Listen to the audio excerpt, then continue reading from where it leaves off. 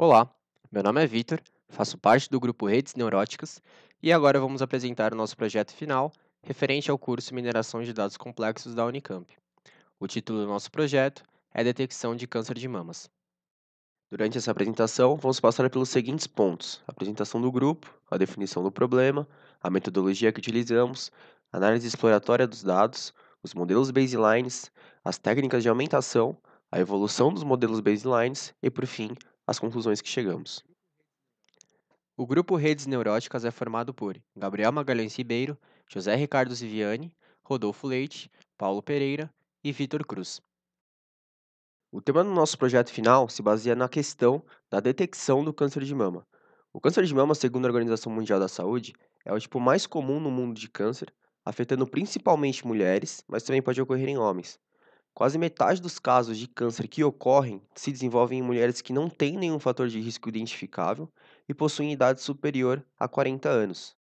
Quando ele é descoberto no início, as chances de cura aumentam significativamente. Dado isso, o objetivo do nosso trabalho é a implementação de um detector de câncer de mama binário com base em mamografias, utilizando para isso aprendizado de máquina.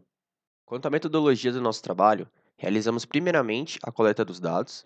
Após isso, passamos para a análise exploratória dos dados e a criação de modelo baseline. Com o resultado do baseline, aplicamos técnicas de pré-processamento de imagem e verificamos a performance do baseline somado com essas técnicas de pré-processamento.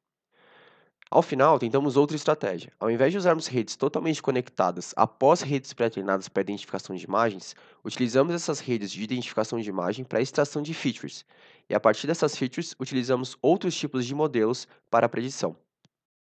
Falando um pouco de análise exploratória, o conjunto dos dados originais está disponível no Kaggle e é formado por cerca de 54 mil imagens, e é previamente dividido em treino e teste, na proporção de 80% e 20% respectivamente.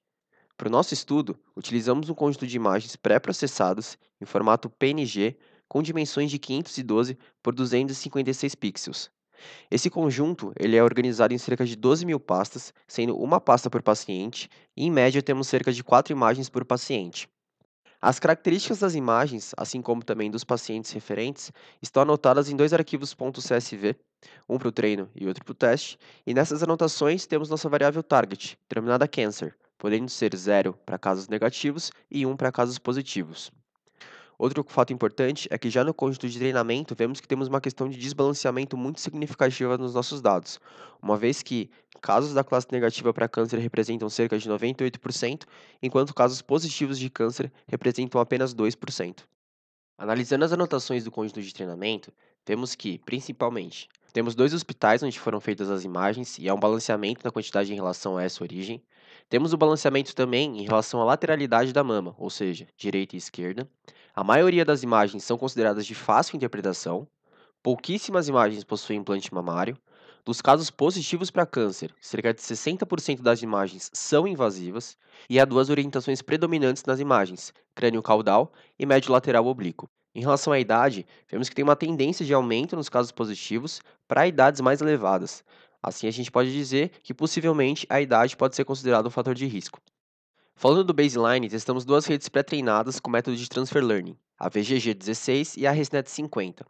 Além disso, utilizamos dois métodos de validação: a classificação de imagens em si, entre câncer e não câncer, e com uma classificação por paciente mais lateralidade. Ou seja, se o paciente tiver mais de uma imagem para uma mesma lateralidade, ou seja, tiver mais de uma imagem para o mesmo lado do seio, direito, por exemplo, e pelo menos uma dessas imagens der positivo, então em relação àquela lateralidade, em relação ao lado direito, aquele paciente vai ser considerado positivo para câncer. Começando pela VGG16, em breve resumo, ela possui 13 camadas convolucionais, 3 camadas completamente conectadas, e uma das suas características é que ela utiliza filtros menores, garantindo assim uma maior profundidade e uma menor linearidade. Em relação ao treinamento, nós mantivemos as layers congeladas, utilizamos uma proporção de 80-20 no dataset de treino, para treinamento e validação, realizamos o balanceamento das classes, utilizamos o pré-processamento do Keras e utilizamos 60 épocas para o treinamento. Trazemos aqui os gráficos de perda e acurácia no processo de treino e validação, e olhando para a matriz de confusão no conjunto de teste, nós temos os seguintes resultados. Pela classificação apenas de imagens, vemos um verdadeiro negativo de 73% e um verdadeiro positivo um pouco mais baixo, de 26%. Pela classificação de paciente mais a lateralidade, nós vemos um verdadeiro negativo de 49% e um verdadeiro positivo de 51,8%. Nesse projeto, nossa principal medida de performance vai ser a acurácia balanceada. Em relação à classificação apenas da imagem, a gente conseguiu uma acurácia balanceada de 50,1 e em relação ao paciente mais lateralidade, a gente conseguiu uma acurácia de 50,8. O segundo modelo que nós testamos para o baseline foi o ResNet 50. Em relação ao ResNet, um breve resumo é que ele utiliza a ideia de empilhamento de blocos e cada bloco tem duas camadas convolucionais 3x3. Em relação ao treinamento, nós mantivemos as layers congeladas, dividimos o dataset de treinamento em uma proporção de 80-20 para treino e validação, fizemos o balanceamento de classes, utilizamos o pré-processamento do Keras e, nesse caso, utilizamos 50 épocas. Trazemos novamente aqui os gráficos de acurácia e perda para o conjunto de treino e validação, e em relação à matriz de confusão para o conjunto de teste, nós temos, em relação a imagens, um verdadeiro negativo de 73% contra o verdadeiro positivo de 29% e uma acurácia balanceada de 51,5%. E em relação a paciente mais lateralidade, um verdadeiro negativo de 50% e um verdadeiro positivo de 54% e uma acurácia balanceada de 52,2%. Após os baselines, testamos a técnica de augmentation. O augmentation se caracteriza em aumentar o número de imagens da amostra através de pequenas mudanças nas características da imagem, como rotação, brilho, remoção de pequenas partes, entre outras. Utilizamos para o augmentation 4.500 imagens negativas para câncer e 900 positivas para câncer. O fator de aumento foi de 3 vezes e 13 vezes, respectivamente.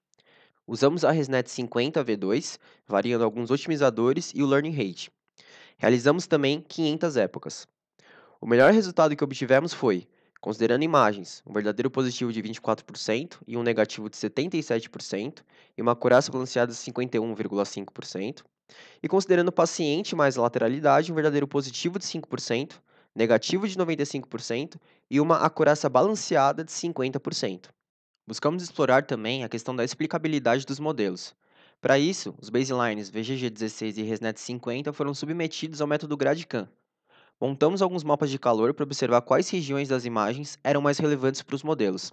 Em alguns casos, marcados no slide como triviais, vemos que a rede não conseguiu capturar formas relevantes dentro das imagens e acabou revertendo para capturar as bordas entre o seio e o fundo.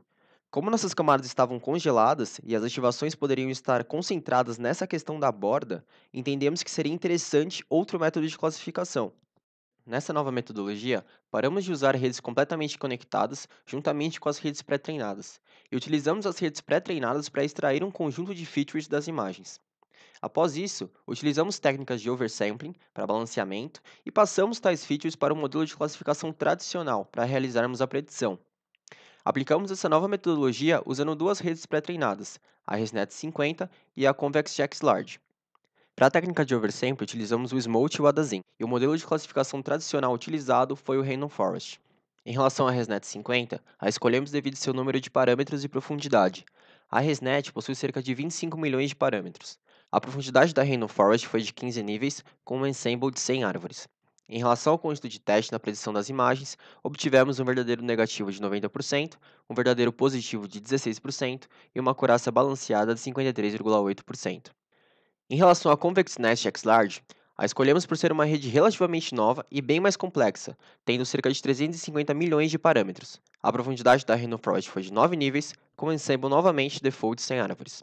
Em relação ao conjunto de teste na predição das imagens, obtivemos um verdadeiro negativo de 85%, um verdadeiro positivo de 26% e uma acurácia balanceada de 55,9%. Na predição do paciente mais lateralidade, obtivemos um verdadeiro negativo de 75%, um verdadeiro positivo de 39% e uma acurácia balanceada de 57,4%, a maior até agora. Trazemos aqui ao final a comparação entre todos os modelos. Em suma, fizemos 5 modelos, dois deles como baselines, um deles com a técnica de pré-processamento de augmentation, e os dois últimos com uma metodologia diferente de extração de features somado a modelos de classificações tradicionais. Utilizamos como análise a predição da imagem e também a questão do paciente mais a lateralidade. Tomando como acurácia balanceada o parâmetro de performance, nós concluímos que o modelo que obteve melhor performance foi o método de extração de características pelo método ConvexGX Large, em ambas as análises, com uma acurácia balanceada de 55,9 para as imagens e 57,4 para o paciente mais lateralidade. Vemos também que o segundo melhor método em relação a imagens também foi a extração de features, mas agora pelo ResNet, com uma acurácia balanceada de 53,8 em relação às imagens. Ao final desse projeto, conseguimos concluir que a extração de características da rede convexa X-large mais o Random Forest performou melhor na classificação do conjunto de teste. A extração das características possibilitou a transformação de imagens em dados tabulares, o que possibilitou a exploração de tecnologias diferentes de uma forma mais eficaz, trazendo assim uma melhor performance aos modelos. A aumentação proporciona uma forma adicional da gente lidar com o problema de desbalanceamento de classes, e principalmente a análise do GradCam mostrou uma característica muito interessante nos classificadores que a gente inicialmente desenvolveu. E isso proporcionou que a gente pensasse em uma nova metodologia de análise que no final se mostrou muito mais efetiva. Isso reforça mais uma vez a importância na análise da explicabilidade do modelo. Além disso, o grande desbalanceamento entre as classes se mostra um grande problema para a gente, dificultando bastante o nosso estudo. Não há uma identificação das regiões com câncer no conjunto dos dados, o que dificulta a identificação tanto a olho nu quanto para a interpretação do modelo. Os modelos executados demandam alta performance computacional, e isso dificulta o desenvolvimento. O treinamento de modelos com as últimas camadas congeladas é menos custoso, porém ele estabeleceu um teto no que poderia ser atingido por meio de treinamento. O uso de inferências em modelos pré-treinados inviabilizou a extração de características mais complexas, o que poderiam levar ao melhor desempenho das outras técnicas de aprendizado que a gente empregou. Em nome do grupo Redes Neuróticas, agradeço a atenção de todos. Muito obrigado.